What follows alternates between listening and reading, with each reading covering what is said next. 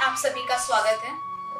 श्याम फिर एक बार तो मिल जाते पुस्तक पठन के दूसरे अध्याय में हमने देखा कि अर्जुन वसुदेव और देवकी जी के आवास पे जाते हैं और वहां पर उनके मन की जो बात थी कृष्ण के लिए वो जानते हैं।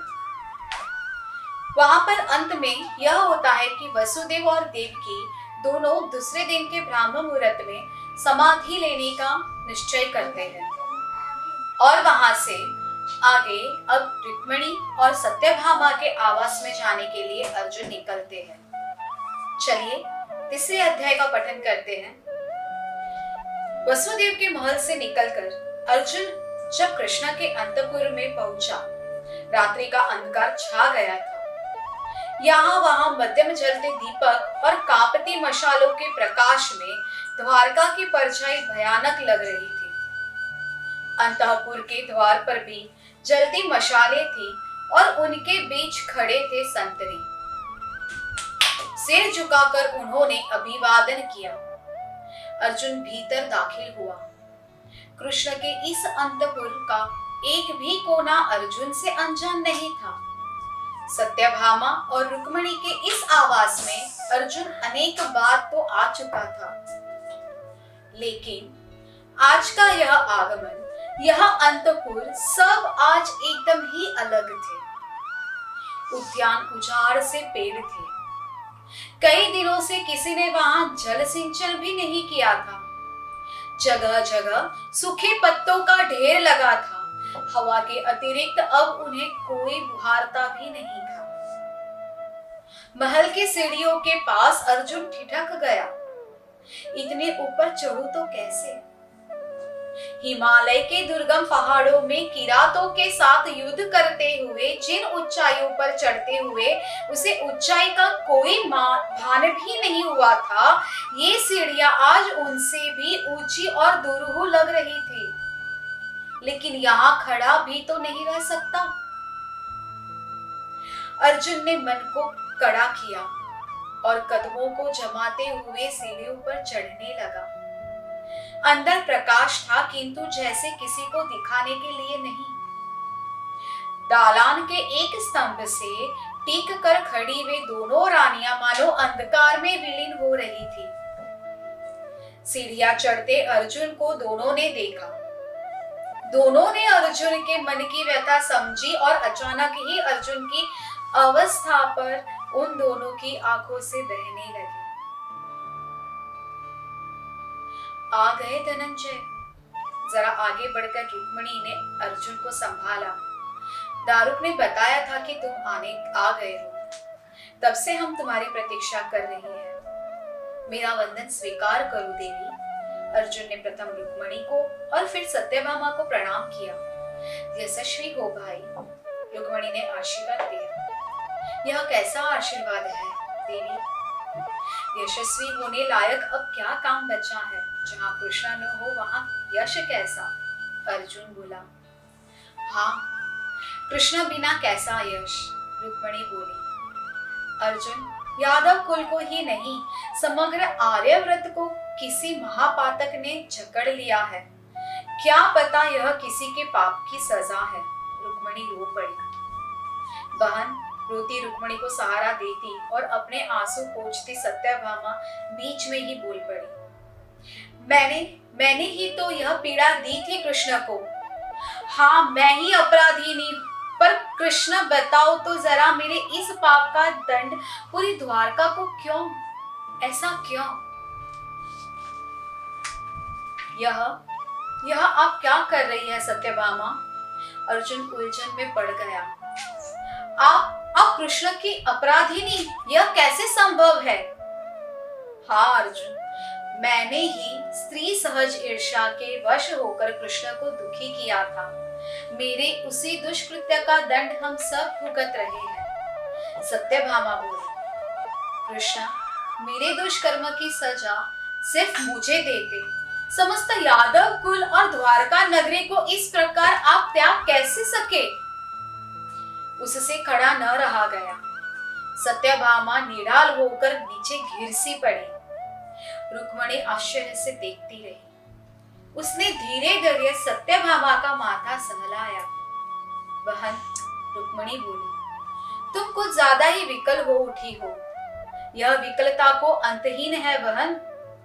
अर्जुन जो शूल चुभ रहा है मेरे हृदय में, जिस बात का भार मैं अब उठा नहीं पा रही, मेरे उस पाप का स्वीकार कर मुझे थोड़ी राहत लेने दो अर्जुन। सत्यभामा बिलखने लगी। रुक्मणी के हाथ देर तक उसे सहलाते रहे। अर्जुन यंत्रवत सत्यभामा के पांवों के पास बैठा रहा, बस शून्य में ताकता। मैं ठीक कर रही हूँ, हाँ एकदम ठीक। मैंने ही कृष्ण को दुख दिया और दुखी श्याम ने मुंह फेर लिया। बहन रुक्मणी, वीर गुड़ाकेश, उस दिन सत्यभामा की आंखें ऊपर, कहीं बहुत ऊपर आकाश के अंधेरे में बैठ गई। त्रिलोक के परिव्राजक देवर्षि नारद का आगमन सदैव अचानक अनसोचा होता है। नारद का यही क्रम था। एक सुबह कृष्ण नित्य कर्म से निपट कर अपने आवास में बैठे ही थे कि तभी नारद की वीणा की झनकार सुनाई दी। कृष्ण ने खड़े होकर देवर्षि का सत्कार किया, योग्य आसन दिया, चरण प्रक्षालन किया और फिर नारद जी से पूछा, नीचे कुछ आसन बैठकर उन्हें प्रणाम किया। देवर्षि, द्वारका की इस भूमि को बहुत दिनों बाद आपने पावन किया। अच्युतम, नारद ने कहा, हिमालय के परिभ्रमण में दिन कहाँ बीत गए स्मरण ही न रहा। अभी अभी कैलाश पर्वत की यात्रा से लौट ही रहा हूँ।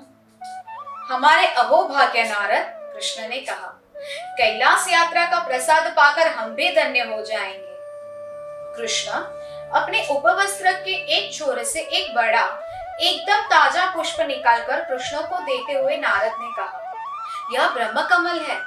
कैलाश पर्वत पर मान सरोवर के पावन जल में से तोड़कर भगवान शंकर के चरण कमलों में अर्पित यह पुष्प ऐसा ही ताजा रहेगा। कृष्ण, रुक्मणी और उपस्थित सबके सब नारद के हाथों में दमकते इस अद्भुत पुष्प को देखते रह गए। कृष्ण ने नारद के हाथ से वह ब्रह्म कमल लिया, माथे से लगाया और अपनी बाई और बेटी रुक्मणी को पुष्प बढ़ाते हुए कहा, रुक्मणी, यह पुष्प तुम्हारी घनी केश राशि में शोभायमान होगा।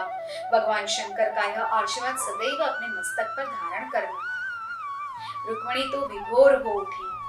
उसने आशीर्वाद सा उसे ग्रहण किया और अपने केशों में गूंथ लिया। सच, इस पुष्प के कारण तुम कितनी खिल उठी हो देवी। ऐसा लगता है जैसे कोई यक्ष कन्या वन विहार के लिए निकल पड़ना ही चाहती हो। कृष्ण मुस्कुराए। रुक्मणी शर्मा गई। देवर्षि नारद इस प्रसन्न और निष्कलुष दाम्पत्य को मुस्कुराते हुए देखते रहे। बहुत देर तक धर्म चर्चा, गोष्ठी आदि के बाद सब अपने अपने आवासों को लौट गए। नारद का दिया वह पवित्र ब्रह्म कमल कृष्ण ने स्वयं रुक्मणी को दिया और उसे केश राशि में गूंथने को कहा। इतना ही नहीं, इस कमल के कारण रुक्मणी यक्ष कन्या जैसी खिलती हुई लगी। सत्यभामा ने यह सब सुना था और एक रोष उसके भीतर उबल आया। कृष्ण का जो प्रेम अब तक उसे अखंड मिलता रहा था, उसने सत्यभामा को एकदम आश्वस्त कर दिया था कि राजसभा में और दुनिया भर में भले ही रुक्मणी पटरानी हो, कृष्ण के प्रेम संसार की पटरानी तो वही है, केवल सत्यभामा। इस भरोसे को आज तक धक्का पहुंचने जैसा कभी कुछ हुआ ही न था। आज पहली बार कृष्ण ने सबके सामने रुक्मणी के प्रति अपना सर्वाधिक प्रेम जताया, स्वीकार किया। ब्रह्म कमल जैसा लगभग दुर्लभ पुष्प कृष्ण ने सत्यभामा को नहीं, रुक्मणी को दिया।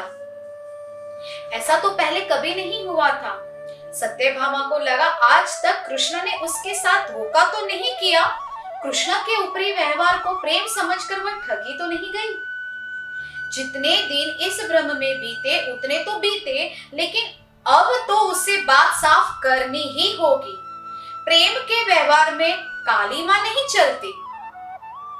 कृष्ण उस दिन जब सत्यभामा के महल में आए तो देखते हैं कि सत्यभामा महल के ठेठ अंदर के खंड के एक कोने में पड़ी रो रही थी। क्यों? कृष्ण के लिए ऐसा दृश्य कल्पनातीत था। उसने सारे आभूषण उतार धरे थे और एकदम विकल थी। सत्यभामा, कृष्ण ने प्रेम से पुकारा, आज यह सब क्या हो रहा है? ऐसा यह दर्शन और यह रुदन, ऐसे क्या बात हुई प्रिय कि तुम्हारी आंखों से आंसू बह रहे हैं? मेरा भ्रम आज दूर हो गया स्वामी, सत्यभामा ने हिचकिचाकर कहा। जिंदगी में पहली बार मुझे मालूम हुआ कि मैं धोखे में जी रही थी, मेरी वंचना हुई। कैसी बातें करती हो देवी? तुम्हें धोखा देने वाले को, तुम्हारी वंचना करने वाले को मैं पाताल से भी पकड़ लाऊंगा और तुम जो चाहोगी वही दंड दूंगा। नहीं कृष्ण नहीं, उसे पकड़ने के लिए आपको कष्ट करने की जरूरत नहीं है। मैं और किसी हाथों की नहीं, स्वयं अपने सर्वस्व के हाथों, अपने कृष्ण के हाथों चली गई हूं। नहीं कृष्ण, अरे यह तो तुम बड़ी गहन समस्या उत्पन्न कर रही हो सत्यभामा। मैंने कृष्ण ने तो कभी किसी को धोखा नहीं दिया, और फिर तुम तो मेरी प्रिय सखी। अब रहने दीजिए, इन शब्दों ने ही मुझे आज तक छला है, सत्यभामा ने साफ साफ कह ही दिया। मैं तो ऐसा मानती थी कि कृष्ण की सबसे निकट कोई प्रिया है तो वह मैं ही हूं। यह सत्य है देवी, कृष्ण तुम्हारे निकट ही है। लेकिन माधव, यदि ऐसा होता तो ब्रह्मा कमल आपने यक्ष कन्या जैसी रुक्मणी को न दिया होता। सत्यभामा ने बिच्छू जैसे डंक मारने वाली बात कर ही दी। कृष्ण समझ गए। उनके श्याम चेहरे पर और गहरी श्यामलता छा गई। सत्यभामा ने यह क्या कह दिया? रुक्मणी के प्रति उसके अंतर में ऐसी ईर्ष्या कहां से आई? कृष्ण के सानिध्य में रहने वाली सत्यभामा के मन में ऐसी मलिनता किस रास्ते आई गई? कृष्ण के उस गहन उदास चेहरे को सत्यभामा मौन देखती रही और उसे लगने लगा कि कृष्ण के अंदर का रहस्य खुल गया है। उसने कृष्ण को पकड़ लिया है। विजय का संतोष सत्यभामा के चेहरे पर छलक उठा। सत्यभामा, कृष्ण खड़े हुए, पत्नी के कंधे को तनिक छूकर बोले, तुमने ऐसा माना? कमल का एक पुष्प अंतर की अगाध गहराई को यूं गंदला कर सकता है? यह तो मुझे सपने में भी ख्याल नहीं था। होता तो देवर्षि नारद के लिए प्रसाद को मैं फिर शिव चरणों में ही समर्पित कर देता। सत्यभामा के नेत्र अपलक हो गए। कृष्ण के चेहरे से ऐसी व्यथा तो कभी कहीं देखी नहीं थी। कृष्ण फिर चुप हो गए, अधिक कुछ न बोले। सत्यभामा हतप्रभ से भटक गई। कहीं अनजाने में उससे कृष्ण के प्रति अन्याय तो नहीं हो गया? ऐसा भाव कृष्ण के चेहरे पर कभी देखा नहीं। कृष्ण के चरण पकड़कर क्षमा मांग ले, किंतु स्त्री सहज अभिमान ने उसे रोक दिया। कृष्ण को वैसे ही खड़े छोड़कर वह दूसरे खंड में चले गए। अर्जुन, घड़ी भर बाद सत्यभामा ने व्योम में कहीं खोई गई अपनी आंखें वापस घुमाई। इस बार उसका स्वर बिल्कुल बदला हुआ था। अर्जुन, उस रोज मैं चूक गई तो आज तक एक हार का भाव मुझे मथता है। अपने अहम को झटक कर मैंने तभी कृष्ण के चरणों पर मस्तक रखकर क्षमा मांग ली होती तो शायद ऐसे दारुण व्यथा से मुझे गुजरना न पड़ता। और फिर अचानक ही सत्यभामा ने रुक्मिणी की ओर मुड़कर उसके चरणों में अपना मस्तक धर दिया। मुझे क्षमा करना दीदी, कृष्ण को जो दुख मैंने दिया उसमें कहीं आप पर भी तो कलुष लगाया था। मेरे उस कुकर्म का ही यह फल।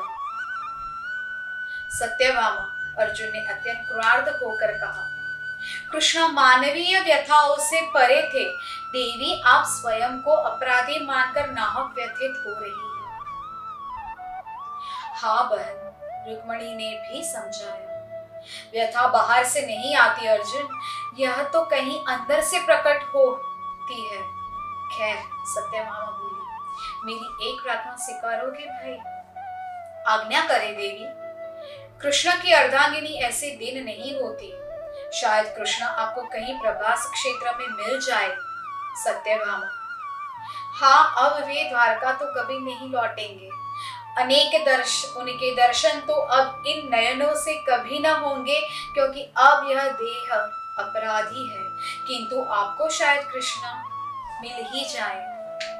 अर्जुन और रुक्मिणी कुछ न बोले। यदि कृष्ण मिले तो उनसे कहना, अर्जुन, सत्यभामा दोषी है। उसने आपको दुखी किया। उस पाप की उसे चाहे जितनी कठोर सजा दे, किंतु इस समग्र कुल को और पूरी नगरी को ऐसी सजा क्यों? उसे क्यों छोड़ गए? इतनी सी बात एक बार कृष्ण तक पहुंचा सको तो। कहते कहते सत्यभामा रुक्मिणी से लिपटकर एकदम बिलक उठी, और साथ ही रुक्मिणी भी। और अर्जुन के लिए शून्य में खो जाने के अतिरिक्त कुछ न बचा था, कुछ भी न बचा था। यहाँ पे तीसरे अध्याय की समाप्ति हो रही है। अब आगे अर्जुन के मन में जो युद्ध चल रहा है उसकी थोड़ी सी झांकी हम करेंगे चतुर्थ अध्याय में। तब तक के लिए हम विश्राम लेते हैं। अगर आपको शाम फिर एक बार तो मिल जाते का पठन पसंद आ रहा हो और हमसे आगे जुड़ना पसंद करना चाहते हो, तो कृपया हमारे Facebook page 3S centre, YouTube channel 3S centre तथा वेबसाइट 3S सेंटर को सब्सक्राइब करना ना भूलें। धन्यवाद।